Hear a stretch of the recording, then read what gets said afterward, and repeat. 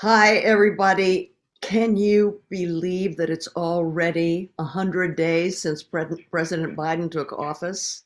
I mean, time really flies when you're trying to end the era of fossil fuels, right?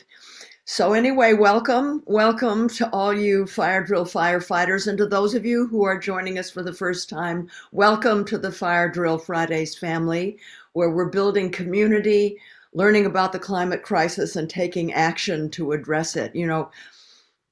Each of you, please, you can help our movement grow by sharing today's show so that your friends and colleagues can join the movement. Take a minute now just to hit share, the share button, okay? The more people who understand the gravity of the potential climate catastrophe and are willing to act, the more chance we have to succeed in minimizing it. Those of you on Facebook, Mariah is going to bring up a poll, okay? For everybody who can, let us know if this is your first time visiting or if you're a Fire Drill Friday regular. It it really, really helps us to make sure that we're getting the information that's most helpful to you. We want to have you strengthen your activist muscles, right? It's the new Jane Fonda workout. Hey, how about movie night last night? What an amazing film. An inspiring group of young activists taking on the government. Wow. And so here we are going to have our good news. Someday I'll learn how to do that, not sloppily. So the first thing is, believe it or not, I have some good news about Governor Newsom. He announced a plan, he's the governor of California, a plan to ban hydraulic fracturing or fracking by 2024 and to consider phasing out oil production statewide in California by 2045. Although the governor said he lacked the executive authority to halt fracking in the past, this new plan is a step in the right direction. It's not enough, but we're going to keep up the people pressure, and it's definitely a step in the right direction for the California communities that are so impacted by the polluting effects of fossil fuel infrastructure. Go, Governor Newsom.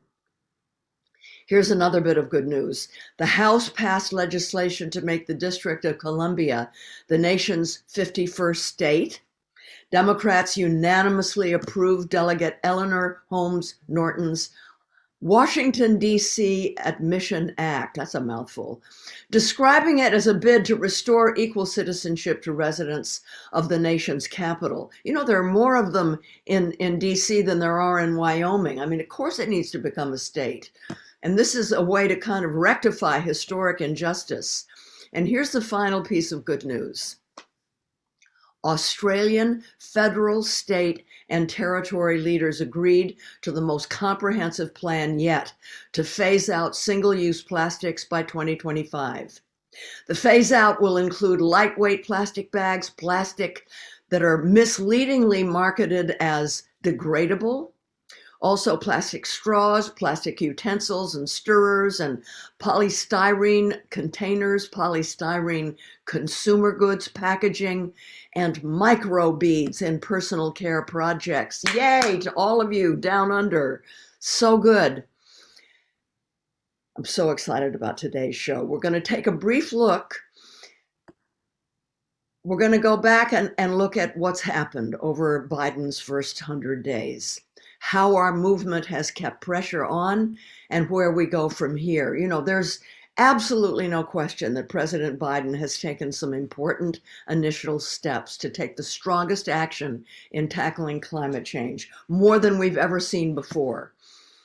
But he still has a long way to go to get the U.S. on track for reducing carbon emissions to the degree that we need, because the science is clear and demands that we rapidly phase out fossil fuel extraction and transition to 100% renewable energy.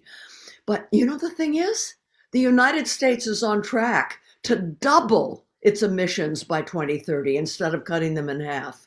That's why our people pressure is so, so critical.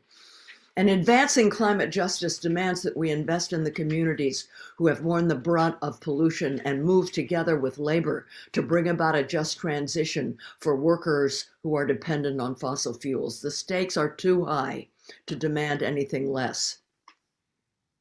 Now, this week, Greenpeace released a progress report for Biden's climate and environmental policy during his first 100 days. And Greenpeace has awarded Biden 30 out of a possible 100 points for the early steps he's taken to address the climate crisis. So let's just go through the report card together, okay?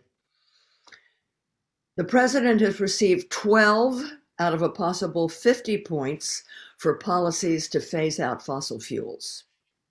He receives credit for stopping the Keystone XL, for pausing oil and gas leasing on public lands, and launching new environmental justice initiatives. Now, he can improve this score by eliminating all fossil fuel subsidies, all of them, by canceling infrastructure projects like Line 3 and the Dakota Access Pipelines, and by releasing a plan for the comprehensive phase out of fossil fuel production. Next, he receives 18 out of a possible 50 points for Green New Deal style investments in workers and communities. He receives credit for recommitting to 100% clean power by 2035, rejoining the Paris Climate Agreement, and assembling a strong team of environmental justice advocates. But he can improve the score by publicly supporting the Green New Deal resolution and the Thrive Act, and decoupling his emission reduction efforts from false solutions like carbon capture and biomass. As you can see, we have a lot of work to do, and ending fossil fuel subsidies is the absolute first step to ending the era of fossil fuels, and it is our main focus. It's our main focus right now, as you know. So if somebody asks you, well, what do you want? What does Fire Drill Fridays want? Tell them, plain and simple, no more fossil fuel subsidies. Not another dime of our tax dollars should go to corporations that poison Black and brown communities and wreck our climate. You know the drill. Go to firedrillfridays.com/take action to make sure your representatives know that we want climate justice now. You know, if you go there and hit take action, it'll tell you everything that you need to do, how to reach your representative or the president, and what to say. So please do it. Every Friday we need to do it. I'm so excited about our guest today. He is a real climate champion and is going to help us make sense of the Biden administration's first 100 days and where we can best focus our energies going forward to best harness the momentum that's been created. Now, since 2009, Jeff Merkley has been one of the Senate's foremost champions for protecting our environment and taking on climate change. He has won bipartisan support to boost the Green Climate Fund. He's used his seat on the Senate Foreign Relations Committee to promote American climate leadership on the global stage, and has led the fight in the Senate against Arctic drilling. And earlier this month, Senator Merkley introduced the Keep It in the Ground Act of 2021 to completely end new fossil fuel leases on our federal lands and waters. We are so lucky to have a climate champion like Senator Merkley fighting for our priorities in the U.S. Senate. And we are so thrilled and grateful to have him here with us today. Welcome, Senator Merkley. It's good to see you again. I'm so grateful to you for being with us. Oh, thank you so much, Jane, for holding these Fire Drill Fridays and for inviting me on to share a few thoughts with you. Thank you. Now, my first question for you is you have just reintroduced the Keep It in the Ground Act. Tell us why this bill is important right now and what it's going to do. Absolutely. Well, all of us together, as Americans, we own an incredible amount of coal and oil and gas. And what we own needs to stay in the ground. You think about when you have a problem, let's say it's like asbestos causing cancer. Well, you quit mining asbestos and you quit putting it in products. Well, right now we we have a major assault on our planet by burning fossil fuels. So let's quit taking it out of the ground and let's quit burning it. And certainly a place where we have more control is on what we own. And so it not only affects reducing the amount of carbon dioxide that's created by burning it, but it also is an issue of if we are still extracting and burning what we own, we can't very well say to other countries, a lot of them are much poorer than we are, hey, you should leave your coal in the ground, India, you should leave your natural gas in the ground, or to Bangladesh or some other country. I mean, the whole world has to do this together. And I tell you, I'm so motivated to be immersed in this because in my home state of Oregon, we see the impacts everywhere. Longer fire season, horrific fires, and of course in California, I know that that's been absolutely true as well. We see the ocean 30% more acidic. It's affecting our sea life. I can't even believe that we burn enough fossil fuels to change the acidity of the ocean, but it's having a big impact on our shellfish. We're having a big impact on the Cascade Mountains and the amount of snow that's there, which it affects our farmers in terms of irrigation water and our ranchers, but it also affects the health of our trout streams and our salmon streams, which are smaller and warmer, not doing any good there. So you see it everywhere you go in my state. And this is just the beginning. It will get worse and worse and worse. The country and the world is on fire with climate chaos. And so let's quit burning fossil fuels and keep what we own in the ground is a really important contribution to that effort. Thank you for that. Keep it in the ground. So, you know what happens every time we say keep it in the ground. Friends with the labor movement very rightly say, well, what about jobs, you know? So let's talk about jobs. How do you incorporate a just transition into your Keep It in the Ground Act? Well, I can tell you, I'm so pleased that Joe Biden, when he was campaigning, he said, well, my opponent Trump, when he talks about climate, the first thing his first word is hoax. And he said, the first thing I think of when I think about tackling climate is jobs. And you think about, if you're rebuilding something, you create a lot of jobs. So if we're rebuilding a house, you got work for the roofer and the plumber and the carpenter and the electrician and so forth, the person who pours concrete. I mean, you create a lot of jobs rebuilding something. In this case, we're talking about rebuilding our entire energy system across the country. And so there's huge amounts of jobs in that. Building better high voltage transmission lines to move energy where it's oversupplied to undersupplied. Providing the huge amount of solar and deploying it, making the solar panels, making the wind turbines, deploying the wind turbines, rebuilding the buildings. Every part of it is creation of jobs. One of the things we need to do is make sure that a lot of these jobs are really good paying jobs, union jobs, because right now our construction unions, which do a lot of the fossil fuel work, they're very well paid and they treasure those jobs and they're very nervous about this transition to renewable energy. And so we need to say, hey, we're going to have good paying union jobs in large scale operations for renewable energy and rebuilding a building. It's why I introduced the Good Jobs for the 21st Century Act last year and did it in partnership with Trumka, the head of the AFL-CIO and the leaders of the construction unions. And so we need their partnership to make this transition faster, to shut down the fossil fuel infrastructure construction and accelerate massively. You know, we just have to blast forward and have to really amplify it, our renewable energy construction. Yeah. And by the way, I wanted to mention that President Obama responded to my Keeping the Ground Act by eventually taking administrative actions. And he did eventually pause, shut down new leases. We really pushed on the ocean, Arctic Ocean, and after Shell left, he shut that down. He did eventually oppose the Keystone Pipeline. But the moment he was out of office, Trump reversed these things. So even though we have a pause on fossil fuel leases right now, we have to get it into legislation. So it can't be reversed by the next president.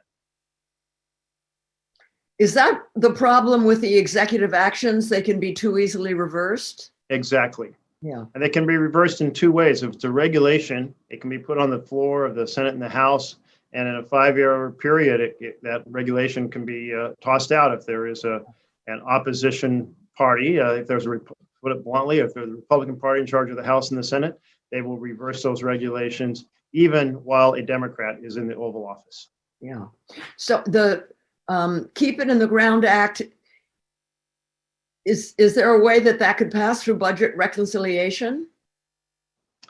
Well, you've touched on a big challenge we have, and that is that when it comes to monetary issues, you can do it through reconciliation. But when it comes to policy, you cannot. And to boil this down, the Republican priorities of corporate justices and tax cuts for the rich can be done by simple majority because Mitch McConnell changed the rules to allow that to happen. We have to change the rules so we can do policy for housing, healthcare, housing, jobs, the environment, the Equality Act, opportunity for LGBTQ community. We need to be as gutsy in making the Senate work for Americans and for the environment as Mitch McConnell was in making the Senate work for the rich and privileged. Yeah. It's going to be a real challenge getting it through. So is the just transition stuff built into the Keep It in the Ground Act? So just transition comes up in lots of the measures we're working on. It certainly contributes because so much of the fossil fuel world does have an outsized impact on frontline communities, on poor communities, on communities of color. But we have a lot of other work going on in this regard.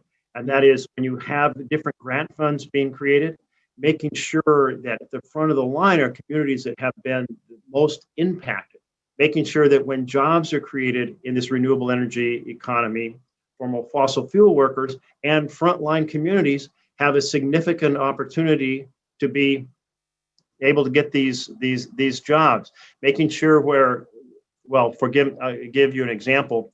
We were talking plastics a little earlier. Mm-hmm. So I have I'm leading the bill to end single-use plastics. It's called Break Free of Plastics. Well, that plastics production, part of what it does is says you can't build these new plastic production facilities. And by the way, we have to completely protect the communities have been so impacted by that in the past. And it has a connection to fossil fuels because natural gas is the main source of plastics. So plastics do a lot of damage on the back end, but they do a lot of damage on the front end because they utilize a natural gas system, which is not a clean system. It is not clean energy. We have to recognize it's fossil fuels, and it leaks a lot of methane that contributes to climate chaos.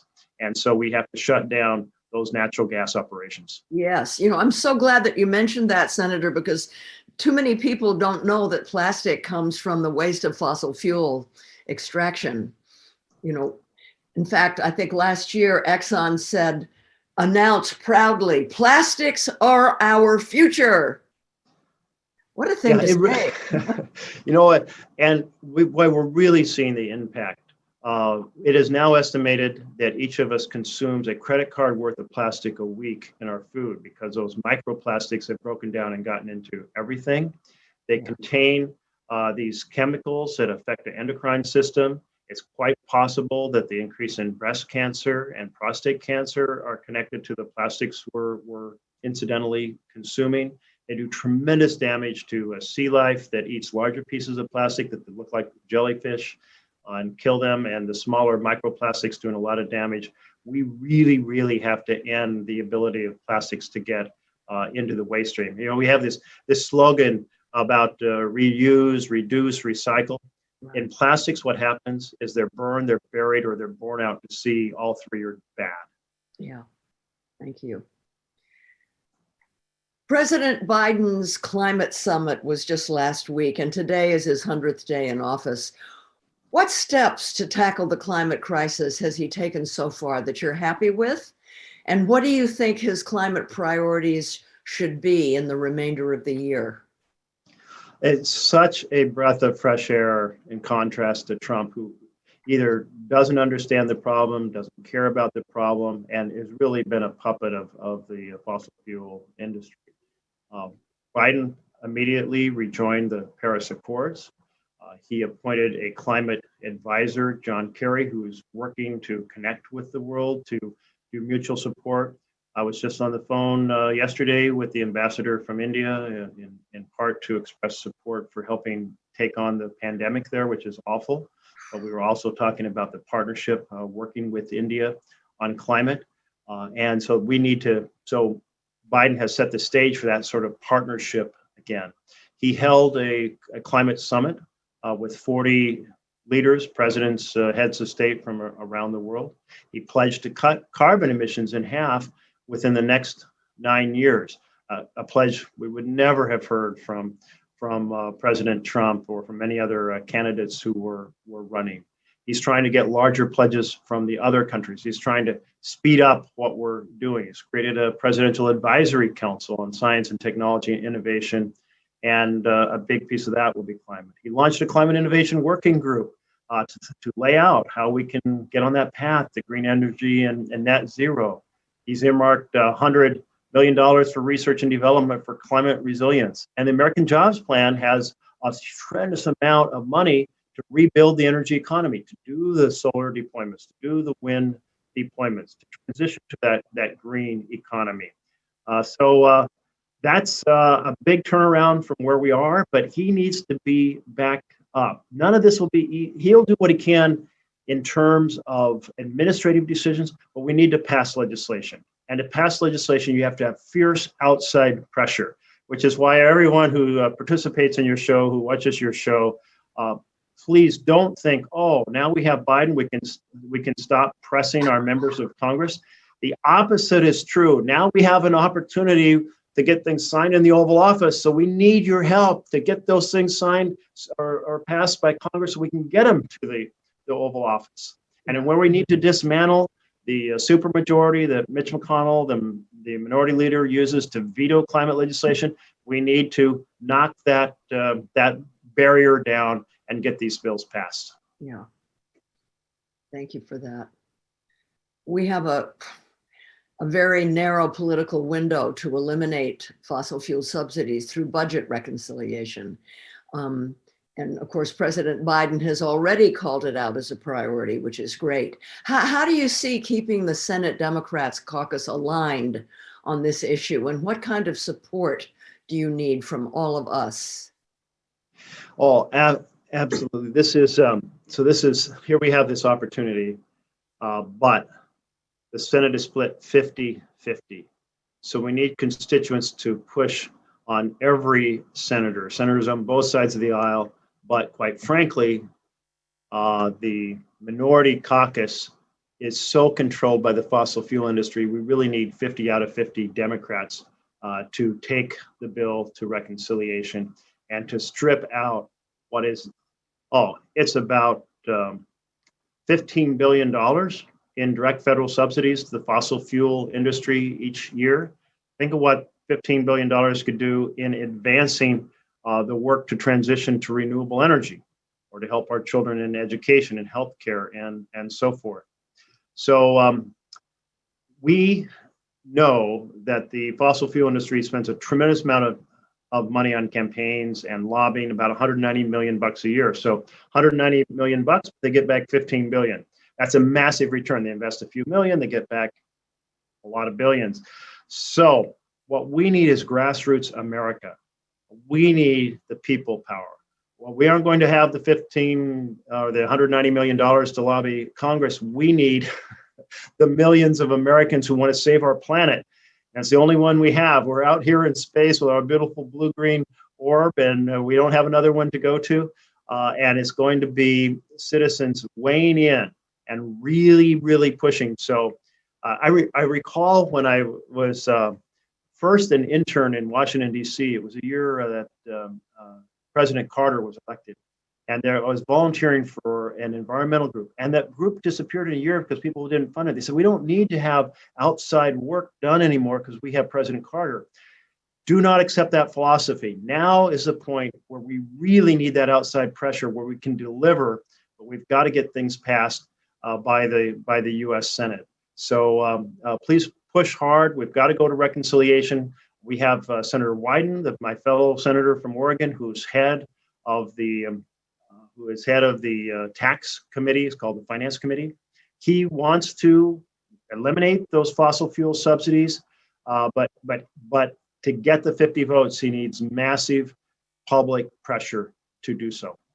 So, we're all itching to get back out into the streets, which is what we were doing when I met you at the Senate Task Force on Climate Change. We can't do that right now. How effective is it for people to be writing and texting and calling their elected officials? It is effective. And if they are holding video town halls, participate in those video town halls, sign up to ask the first question, the last question, all the questions in between, wear your masks, and go down and stand outside offices and hold up your signs. I mean, I think you can do modest protests carefully with masks and spacing. Be visible in every single way you can. Right. Pick a day a week. Maybe it is Fire Drill Fridays to overwhelm the phones of a particular office and let the senator see 1,000 people called me yesterday and they all said, we have to eliminate this enormous waste in why are we subsidizing fossil fuel companies when that fossil fuel is doing so much damage to our planet? Stop it, Mr. Congressman or Madam Congressman or Madam Senator. And so, yes, use every tool you have. And is Senator Manchin from Kentucky? Is it Kentucky? West Virginia, yes. West Virginia. Is he a main focus because he's so moderate and he may not support it? Well, I think folks from West Virginia need to have that conversation. And I know his heart is he wants to help the environment. He comes from a state that has a legacy of coal and coal jobs. And we need to help the folks in West Virginia, the communities in West Virginia, get jobs in their community. Because when we're talking about a just transition, that means jobs for former fossil fuel workers as well as frontline communities. We need to do the things that are in partnership with those communities so that those who represent fossil fuel communities can say, no, I get it. Those jobs are disappearing. I mean, Trump made a big deal out of coal plants being shut down under President Obama, but they were shut down faster under President Trump.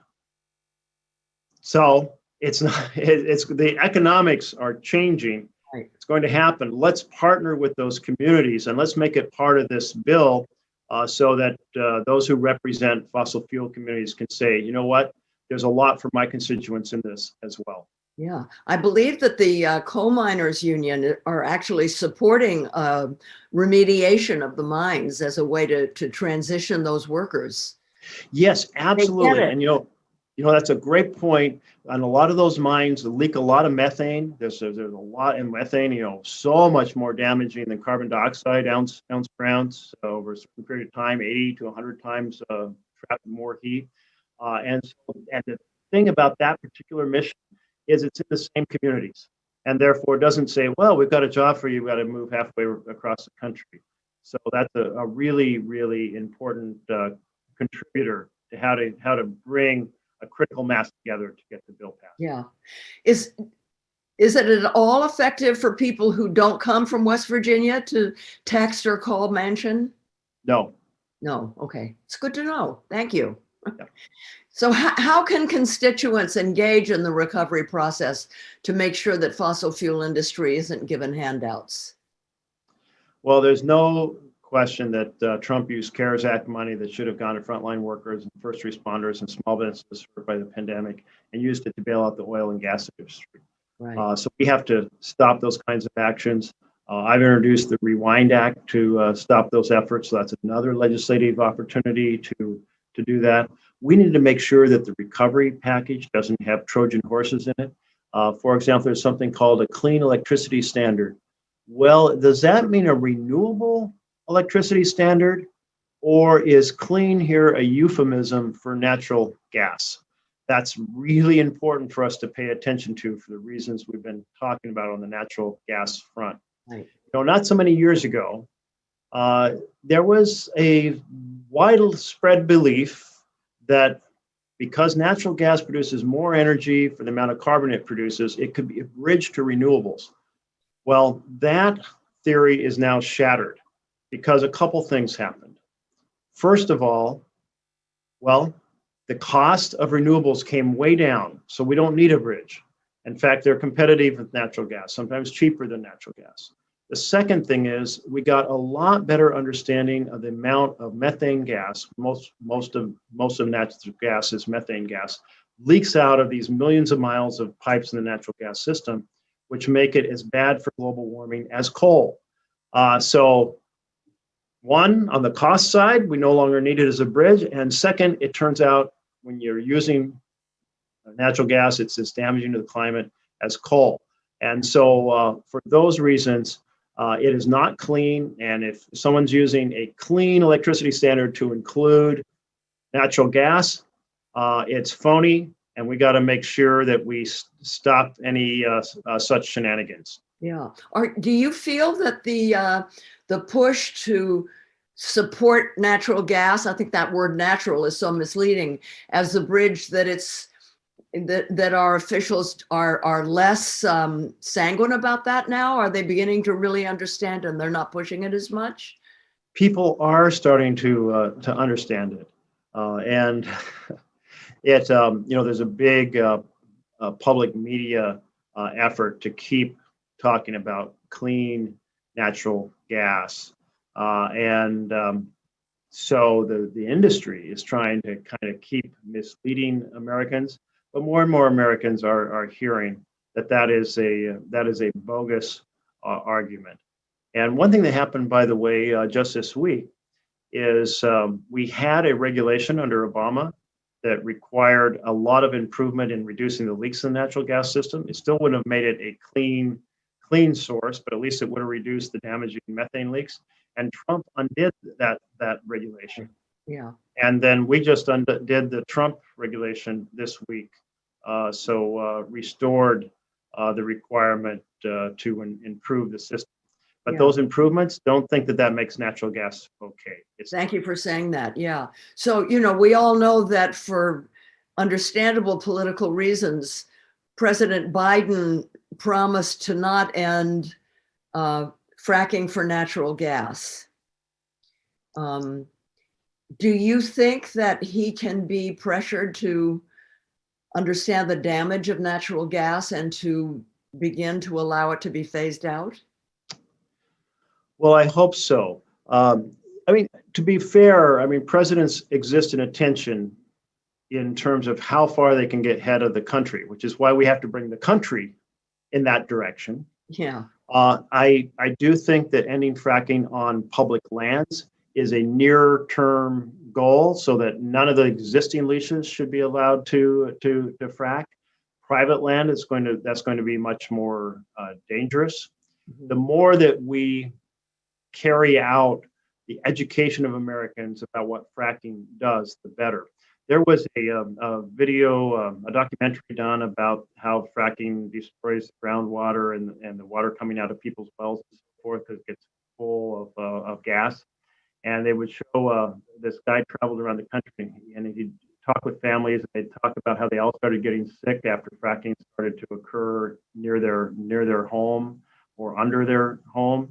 And they would turn on their faucet and hold a match up to their water faucet, and you'd have flames shooting out of their water faucet. There's so much natural gas embedded in the water. And I was really struck at testimony several years ago where the natural gas representative basically said, fracking never hurts the groundwater, never affects the quality of water, never makes people sick. Absolute lie. But that's what big industries do. The tobacco industry lied and said tobacco isn't dangerous. So when you hear the natural gas industry saying fracking doesn't hurt anything, natural gas is great fuel, well, it's another big lie through a very powerful, very rich industry. And so we have to work to really slow it down and then shut it down. Right on. Thank you, Senator. We're going to start taking some audience questions, if that's okay. You bet. Absolutely. Maddie, do you have questions? We sure do. So from Carlota on Zoom, Senator, can you explain how subsidies work for these fossil fuel companies? Is it changing the tax policy or passing new legislation? What does it mean? You bet. It does mean changing the tax policy. And because there's just all types of exemptions, that's one form of subsidy. There's the costs that they are charged for the actual resources they take off our public lands are very low. That's another form of subsidies. There are some sophisticated things referred to as master partnerships, which are another form of subsidy where they don't pay taxes. It's a long list, and I'm really glad that Senator Wyden is head of finance, that he's determined to get rid of them. But Bernie Sanders has a bill that I'm a co-sponsor of that is specifically lists them out and knocks them down. All of those subsidies to fossil fuels. You should never be subsidizing bad things. Subsidize good things like renewable energy, not bad things. That's right. We shouldn't be giving them a dime.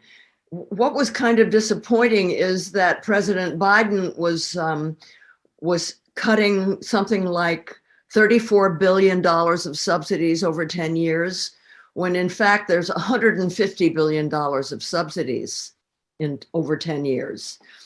So he needs to up the ante here. Well, and he won't be able to cut any of them if we don't pass the legislation. Yeah. And if we can pass legislation that cuts more, he'll sign it. So this is where it comes back to where the Senate is really the challenge. And Jane, if you don't mind my diverting here for a moment, if I can, the Senate really is not demographically representative of America. Our founders knew that when they gave 2 votes to each state. But now, because of the change in demographics, I mean, Wyoming has the same number of senators as California. And it's not going to change unless California asks Congress to split it into several different states, which it legally could do. And then if we pass a law, it could become certain states. That's probably not going to happen. But here's the really big thing. Right now, in these swing states, these purple states, there are, unfortunately, I have to put this in partisan terms, Republican House and Senate, state House, state Senate, and governors are working to change the rules to make it harder for communities of color to vote, for tribes to vote, for poor Americans to vote, and all of that is aimed at essentially manipulating, corrupting the election. And so there is another essential bill that's so closely tied to this conversation, which is the For the People Act. HR 1. HR 1, and in the Senate, S1. S1. And I'm leading this fight in the Senate, and it says billionaires cannot buy elections. And it says politicians can't choose their voters through gerrymandering, which violates equal representation and the core principles of a republic. And most importantly, it says we are going to protect the freedom and the right of every American to vote. What the big strategy is force people to vote only on election day, because that's an easy place to prevent people from voting, because you can reduce the precinct voting places, you can put them in places that it's hard to park, you can change the location from year to year so people don't know where they are, you can put out false information about where they're located. And these things have been done. They're a standard operating procedure in many places. I mean, they're just like, there's a whole book of how to manipulate and cheat people out of their right to vote.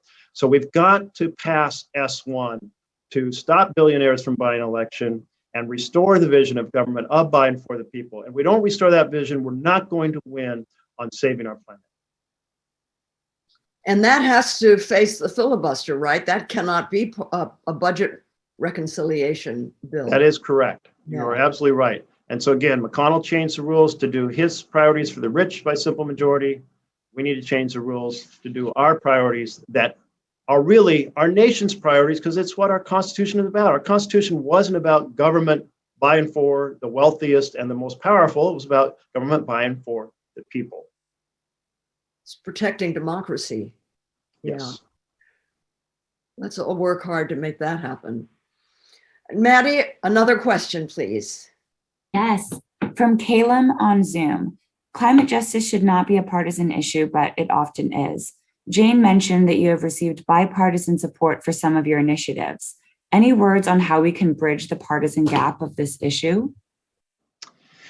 Yes, Kaylin, it is kind of a treasured, rare moment when you have bipartisan support on environmental justice and the specific piece that occurred is under President Obama, we created a green climate fund to assist the poorest countries in responding to the impacts of climate. They're facing more drought, more storms, more rising sea level, all kinds of challenges of this nature. And the richer countries need to help the poorer countries deal with this. And I received bipartisan support from a number of senators on the Appropriations Committee to fund the Green Climate Fund. And that was really great. But that ended with Trump, because when Trump came in and a Republican majority in the House and the Republicans took the Senate, we then didn't get that support and didn't have a path to get it signed. So now we have that opportunity again. But it's not that long ago that Republicans were climate activists. If we turn the clock back, this is almost unbelievable. If we turn the clock back to when the first President Bush ran for office, and you had the Democratic candidate was the coal candidate, and Bush was the climate activist candidate. And he won, but then Sununu, who was his chief of staff, blocked and action on climate, and we missed a huge opportunity. So, but he did run on climate. That was the Republican running on climate and the Democrat running on coal to caucus. Yeah. So we've come a long way. But what happened was Citizens United. So the Supreme Court decision that allowed hundreds of millions of dollars of dark money in campaigns, that overnight turned Republicans into climate deniers and climate non-activists, climate resistors. And it shows the corrupting power. So when I talk about S1 or H1, the For the People Act, the importance of passing it and say we've got to stop billionaires from buying elections, what that act does is it says full transparency on where money comes from in campaigns. Because what happens then is that fossil fuel money is no longer an advantage in a campaign when people know where it's coming from and what it is. We can't reverse by law a constitutional decision on free speech, but we can create transparency so that people can base their votes on what's happening that was previously hidden. So that was the big transition. And when the Supreme Court said money doesn't corrupt if it's not given directly to a candidate, it's only third-party campaigns, that was absolutely false. And we saw it in climate more than anywhere else. Overnight, it changed the opinions of virtually every member of the Republican Party, at least in the Senate. Yeah. Thank you, Senator. Samantha on Facebook. Oil and gas produces air and water pollution at each phase of its life cycle, including pollution that causes hundreds of thousands of premature deaths every year. Black, Brown, Indigenous, and lower income communities are then, of course, disproportionately harmed. What will your bill do to end fossil fuel racism in the US? So when we think about the disproportionate impact, we often, what we're talking about are several things. One is that facilities that produce toxics are located, because it's easier to do it politically, in poor communities. And so therefore, whether it's a highway running through is more likely to run through the middle of a poor community than an affluent community that can be more effective in fighting it. So it used to be, we talked about lead poisoning from the lead in gas. But in this case, we're talking about the manufacturing that's associated with the production of fossil fuel products has a much disproportionate impact. And then if we think about things that are indirect, well, you may have more affluent communities who buy food that's less likely to have plastic in it. You may have folks who are suffering from the fine particulates in the smoke from forest fires coming from Oregon and all the forest fires we have.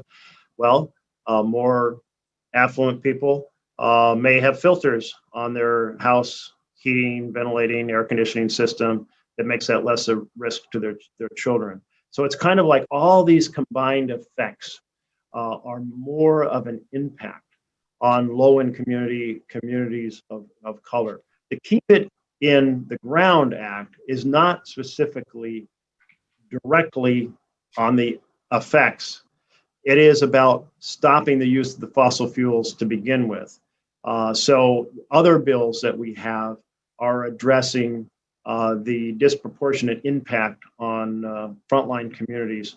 But it all goes together, because if we stop making things, we stop burning fossil fuels, well, then obviously the impacts will decrease for those who are most affected. Yeah. And of course, during the pandemic, the fact that these, what we call what the fossil fuel industry calls sacrifice zones, are much more susceptible to COVID, right? Because their lungs are already compromised because of the pollutants in the air. So this has been a tough time for people of color and low-income communities. Thank you for that answer, Senator. We have time for one more question from the audience. Great. From Amina on Zoom. Senators, of course, don't respond to calls or emails unless they are from their own constituents, and sometimes even then they don't. What can we do if we want other senators outside of our own state to act on climate? Oh, well, some very important things you can do. The first is when a campaign is going on, think about financially helping the person who's running in that other state.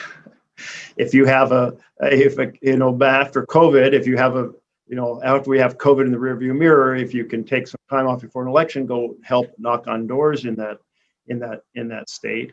I can tell you in Georgia, for example, it was hugely important. The support that the community in Georgia got with folks from around the country helping on those 2 Senate races, which were miraculously won by just a little bit, with Stacey Abrams' huge organizing effort for grassroots efforts, but also the financial resource that came from around the country. The other thing is, any affinity group you have that's in another state, encourage them to weigh in. So if you're a teacher and you have teachers union, get the teachers union in another state to endorse the pro-climate action candidate, or et cetera, whatever group you might be part of. Let them know that it's really important, because here's the thing is that we are all, while the senators may tend to respond just to residents of their own state, because those are the folks who are actually voting, we are all affected by it's totally legitimate to fight to get people elected, to share your views across the country, because those people make a difference in what the bills are. And so you have a stake in who's elected in other states. And so those are I think the best ideas I can give you. That's great. I remember, Senator, in the fall of 2019, when I was invited to visit with the Senate Subcommittee on Climate Change, and you were there, and Ed Markey was there, and so many others. And I asked all of you, do you think that fire drill Fridays is the right way to go? Is this what we should be doing, or do you have something else that you think we should be doing? And I remember everybody said, no, this is good. You're building an army. We need an army.